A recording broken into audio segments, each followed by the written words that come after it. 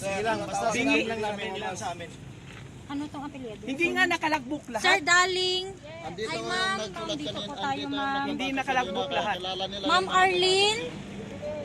Ma'am Arlene Cando. Forward. Ano tawag? Dito na. Ayun na tawag. Dito na po, ma'am, ang matawag po. Daf. Ma'am Romero. Ano siya, ma'am? Palit-palit mo ng mga patakaran ninyo kanina. Sir ay, Ma'am Jaja.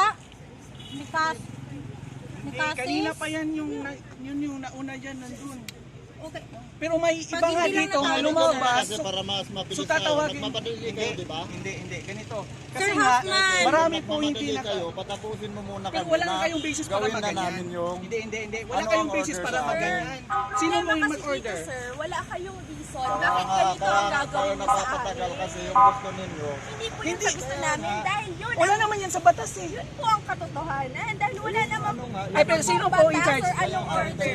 Sino in charge? Muna yung Sino po in charge? tawag. Pwedeng Anong po order? Wala in charge? Lost command kayo? Po? ang dami-dami nung ano. Meron po bang order na ganyan? Pakita niyo po sa amin. Sige na, basahin nyo na yung mga pangalan. Pwedeng makausap yung commander. Yes, commander po. Pwedeng makausap po. Sir Lost Hoffman. command ito? Wala kayong command? Si Bishop po. Saan yung command ninyo?